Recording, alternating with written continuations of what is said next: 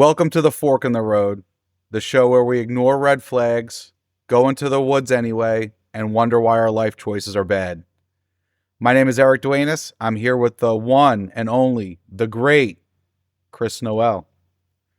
Tonight we're covering a cryptid with over a century of sightings, a creature people describe as part man, part wolf, and 100% nightmare fuel. Chris, tell these people what we're talking about. Tonight we're going to be talking about the Michigan Dogman. 7 foot tall, claws like razors, built like a linebacker that skipped leg day, but with the speed of one that certainly didn't.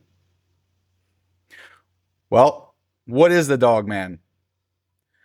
Witnesses say he has a wolf-like face, a massive chest and massive shoulders, burning yellow eyes, walks and runs on two legs, and moves like it used to be human. Yeah, I'm sorry. I see something like that while I'm out in the woods and stands up, looks smarter than me. No, I'm out. No, I'm just gonna give him the keys to my house, keys to my car, and I'm gone. He can have it all. This legend is wild because it actually started as a hoax, and then everybody realized it was real. In 1987, at a radio station in Traverse City, a producer and DJ named Steve Cook created a novelty song titled The Legend. As an April Fool's joke, Cook wrote and recorded a song about a creature he called the Dogman, blending folklore ideas and a poem set to music. The station aired it early on April Fool's morning. At first, there was little reaction. Then listener calls started coming in with people saying they'd seen something that matched the description in the song. So what started as a joke quickly took on a life of its own. The myth just snowballed. Local media picked it up, further sightings occurred, and then came the folklore, the books, and all the media followed. Not only that, later that year, a cabin near Luther was damaged by an extremely large dog. So 1987 was a big year for the Dogman. In fact, and ridiculously, sightings and encounters went back 100 years. Why don't you tell us about the earliest reports? Yeah, no, so this thing is much more ancient than we initially would think it would be. So let's go back. So 1887, Wexford County. This is really where we get the first real story about the Michigan Dogman. This is where it really just tore its way into the scene. Near the winding Main Steve River, these two veteran lumberjacks, these are hardened men. They're used to being out in the woods. They're out in the forest all the time. They've seen bears, wolves, coyotes. They don't that sort of stuff isn't the type to faze them. They're frozen in primal fear as this massive, monstrous form rose on two legs before them. This is no ordinary wolf. It was a towering 7 foot atrocity with powerful muscular physique of a man, crowned with the snarling, shadow-eyed head of a dog. This foundational, bone-jarring sighting established that the Dogman is an apex predator of myth. It's crazy, dude. It's crazy. That brings us to 1937, when 17-year-old Robert Fortney spending a quiet morning fishing along the Muskegon River. Suddenly, a pack of dogs bursts out of the brush and attacks him. During the attack, one of them stands upright on its hind legs, glares at him, and runs off. Again, this is a game of telephone because it goes all the way back to 1937. There are actually some reports that indicate he fired a shotgun, and the Dogman was the only animal in the group that wasn't fazed by it. So this is the part that's really chilling. The Michigan Dogman wasn't just some lone cryptid wandering the woods. In this story, it sounds like it may have been the alpha commanding a pack. kind of like the apex predators of apex predators.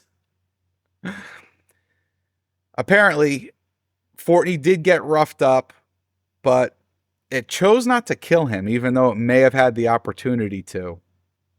It let him live. And I like to think maybe so its story would spread.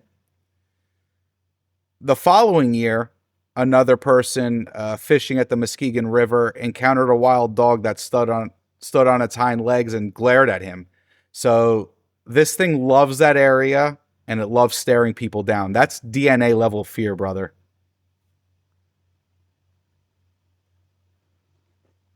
Absolutely. I mean, if I was out fishing and I saw something like that, I don't honestly know what I would do. But the Muskegon River is also not the only place this thing's been seen. It's also been seen near the Haymarsh State Game Area. So let's move forward a little bit to 1961. The Big Rapids Night Watchman. This sighting really stands out as one of the most convincing incidents in history of the Dogman, mostly due to a single grainy photo. Now, this is the only photo of the creature that we have that has never been fully debunked. So, it's 3 a.m. And this guy's just doing his night shift at this manufacturing plant when he's confronted by this menacing 6-foot-tall silhouette of this grayish-brown bipedal beast stalking the perimeter. Filled with dread and disbelief, he grabs his camera. He doesn't know what else to do. And he takes this black and white photograph. And it's blurry, but you can clearly see this looming canine monstrosity. This photo became the subject of intense debate, locking this unnerving encounter into the cryptid files with tangible, controversial visual proof. The Watchman stated that after he took this photo, the beast just disappeared into the night, first on 2 legs, then dropping to 4 and sprinting. Was it the Dogman? Was it a wolf that this poor, tired watchman's eyes just morphed into something else? Who's to say? But he never worked nights again after that, I can tell you that much. Do you blame him? No, absolutely not. I mean, I'd never show up to that job again. Let's jump ahead to 1989. Chris, you grew up in Massachusetts. You ever slide into an old abandoned barn? I've been in my fair share of abandoned buildings. I've So have I. been in some barns, seen and heard some pretty crazy things that I'm sure we'll discuss at a later point. Same, being from New Jersey. Well, 1989, Reed City, barn incident. Picture this. 2 high school friends decide to explore an old abandoned barn on the edge of the woods. I imagine this is the kind of place where the rafters sway in the wind and the smell of rot drips off every beam. Again, you know what I'm talking about because we've established you've slid into some abandoned barns. So the kids go inside. Flashlight beams cutting through the dust motes. Old boards creak under their boots. Then something moves in the darkness. Something's crawling in the dark. They shine their flashlight, and it catches fur as the creature passes through the light. Then the creature stands upright like a person and again runs away on 2 legs. What do you think the kids were talking about in school the next day, dude? Either they were saying, hey, these 2 guys are absolutely nuts, or damn, I need to be real careful when I walk outside at night. Right. So this leads into a more recent sighting. So 1993, Ottawa County. An individual that just goes by the name of Ben. He is the only recorded individual who has seen this creature more than once. According to accounts, he's seen it a total of 3 separate times. The most notable of these, though, is what we'll cover tonight, and that is the occurrence that occurred in December of 1993.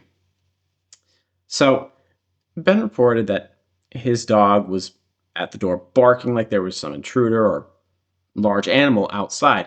But once he opened the door and he actually stepped out, what he saw was something significantly worse. So as he steps out, he reports seeing this massive bipedal canine standing behind his parents' car. Its eyes are just gleaming in the night as it stares directly at him. He's frozen in fear, and the only thing he can do is scream, praying and hoping someone's going to hear him, someone's going to come. That scream was what was his salvation. It was the only thing that saved him that night. Because as soon as the dog man heard him shrieking, it drops to all fours and just took off into the dark.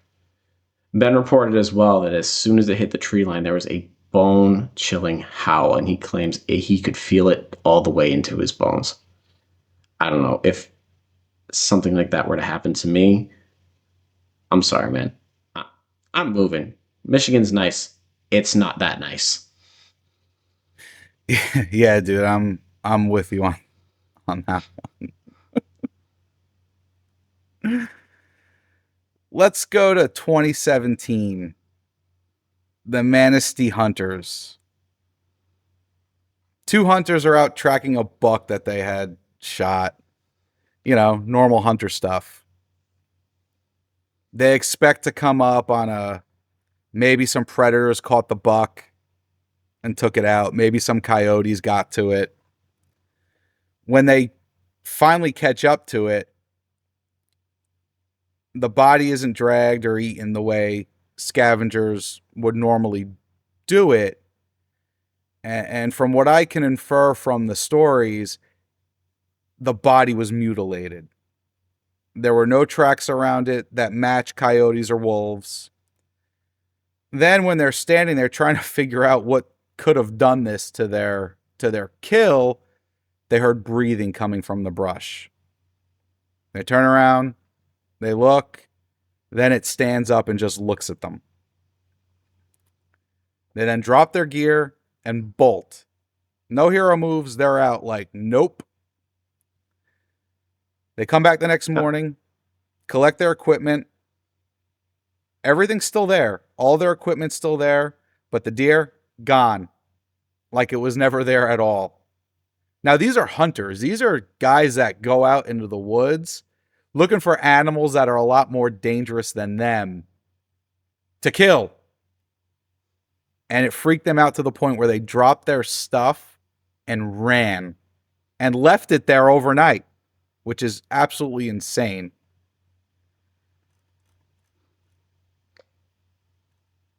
If there's a creature out there that can make a seasoned hunter not even fire a shot and simply drop their stuff and take off, that is absolutely terrifying. Now these are not, Eric. These are not the only sightings we've had of this thing, and not all of these line up, but these are some of my favorites. So let's move to 2006.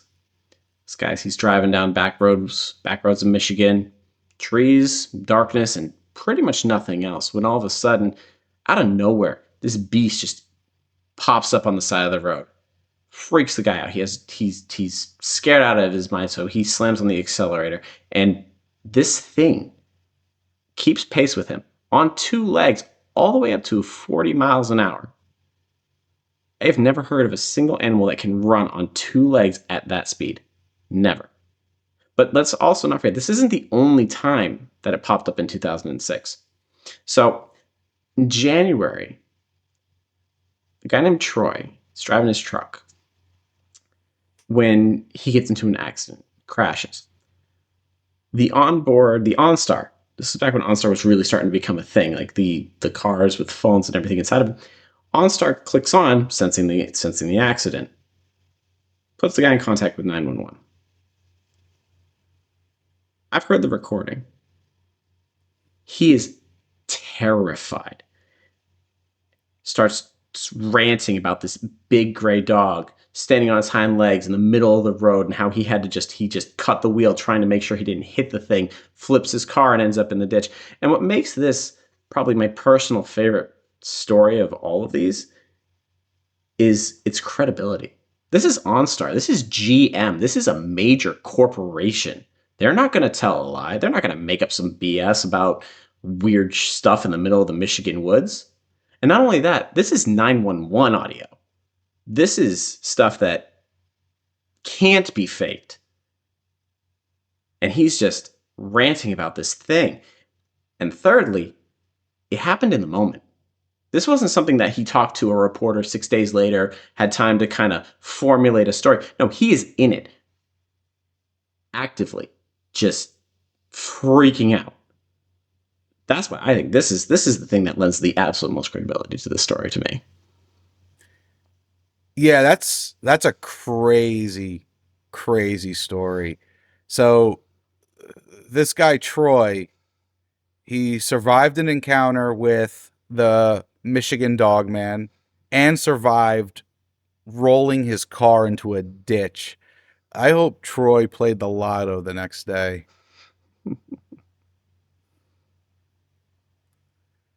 Now, Eric, that's not the 2010. only. That's not the latest one though. There's some more that come that were even more recent, right? Oh yeah, yeah, yeah. We're coming up to 2010. 2010, something pushed into a tent wall. The next day, they discovered 10-inch tracks left behind. Crazy. That's a huge foot. That's a massive foot. 10 Mm-hmm. inches. Not many creatures have Mm-hmm. feet that big.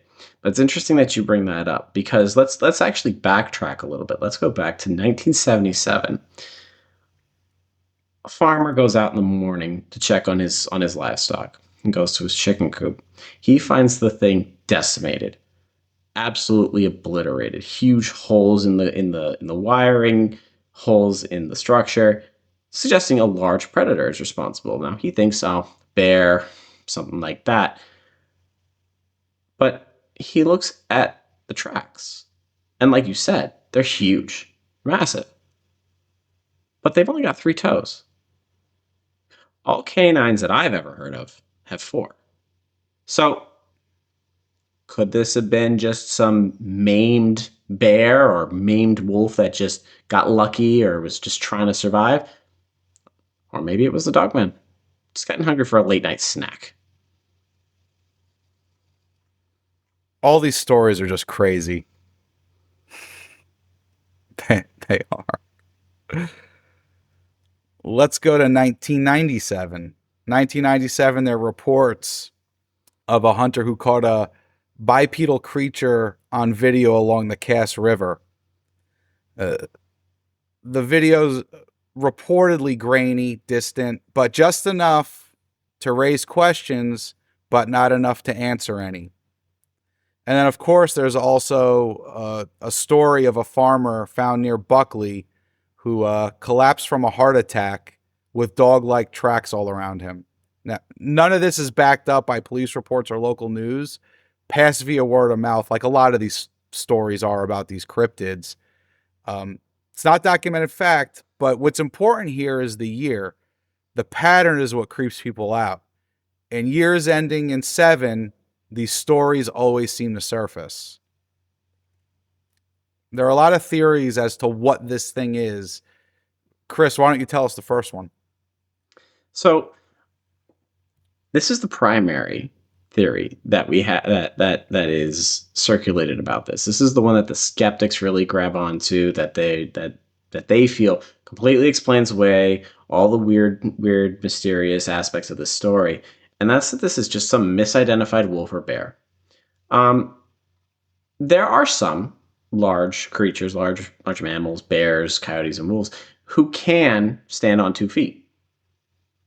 And in the right light and with the right amount of fear, or maybe they've had a drink or two, I could see why they would misinterpret it that way. But what makes this not so convincing to me is that all these reports report the same thing. The thing ran on 2 feet. And there are no other mammals that I know off the top of my head that live in Michigan, especially, that can run on 2 feet. Especially not going back to that gentleman who was driving his truck 40 miles an hour on 2 feet. I don't know humans that can. Even Usain Bolt can't hit 40 miles an hour on 2 feet. I mean, I don't think wolves run on 2 feet. No, they don't.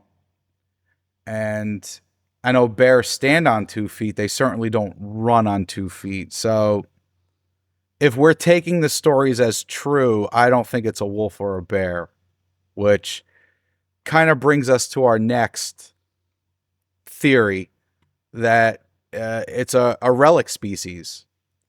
So this is a common cryptid theory suggesting the creature is an undiscovered or surviving animal. The argument is the dogman is a small relic population of an ancient unknown canine species that evolved to be functionally bipedal, able to walk on 2 legs, for those of you that don't know what bipedal means. Some proponents link it to prehistoric creatures like the dire wolf or suggest it is an evolutionary successful branch of the cynocephalus tradition. This theory treats the dogman as a flesh and blood animal, similar to how Bigfoot is theorized to be a surviving hominid. Well, here's the evidence. Tracks are too large or wide for known canines, and the sheer number of reports suggesting a real biological entity.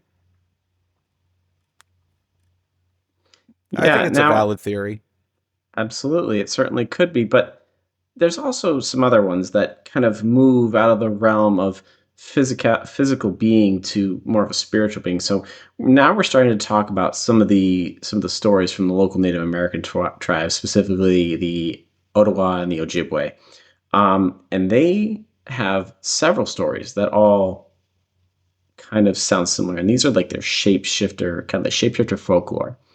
Um, this kind of moves it out of, again, we're moving out of this is a physical being to more of this is a spiritual being that makes its presence known.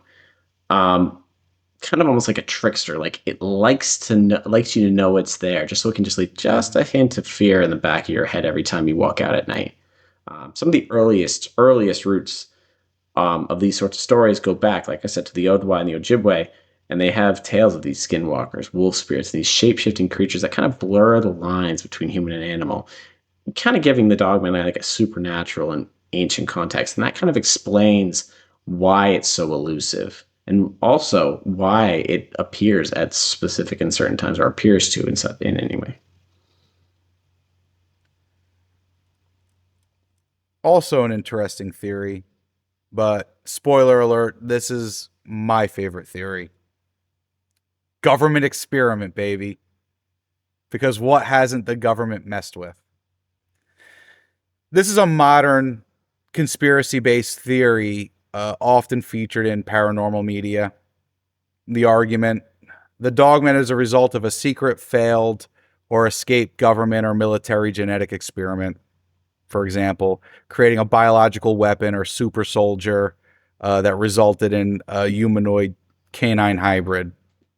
I wouldn't call this a failed experiment, though. This theory typically doesn't cite concrete evidence, but rather provides an explanation for a creature that seems biologically impossible.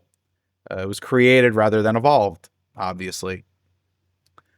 This concept gained traction in the late 20th and 21st centuries, often coinciding with other conspiracy theories regarding government labs and secret bases and all that other fun stuff we're probably going to talk about on this podcast moving forward. Yeah, and I would say that that definitely has some grounds to it. I mean, let's think back. Apex predator of predators. The thing was in control of a group of dogs. It not only did it not kill Fortney, it made sure the other ones didn't either. The thing was able to ensure that it had final say on what was going to happen in that moment. Now, let's kind of look at the last kind of potential theories surrounding this thing, and this is definitely the most romanticized classic theory that we're going to hear about this story, and that is that it is a literal werewolf, an actual lycanthrope present in the Michigan wilderness, a human being. And God, I'd hate to be that guy who just transforms into this monstrous wolf-like creature with no control whatsoever. Now, we think of werewolves and we think, oh, full moons, and we think all this. Well, something that we've noticed with the Dogman is a lot of these years end in 7. Maybe it's not a moon. Maybe it's a time thing. And every year that ends in 7, this poor guy, he just morphs and changes into this creature. Now, usually in cryptozoology, we differentiate between dogman and werewolf. Dogman being a distinct, non-transforming animal, werewolf, transforming human. This theory kind of holds that these sightings are more modern manifestations of the old European werewolf myths brought over by early settlers. And the massive size and the intelligence described by most of these witnesses kind of can fuel this, where the thing knew what it was doing. It was in control. It wasn't just some wild animal. But it still leaves some holes, some things unexplained. Yeah, I mean, each one of these theories is a terrible option. I mean, there's really no good answer here. I mean, let me ask you, dude. What do you think it is? Personally, I would say it's a relic species. That's really what I feel this thing is. Michigan is a dense forest, has tons of dense forests, plenty of water. It's remote. There's not a lot of people, and something that the scientific community continuously seems to do is ignore certain portions of of the world. Areas they feel we know what's there. We've discovered everything that's there. There's nothing to see here.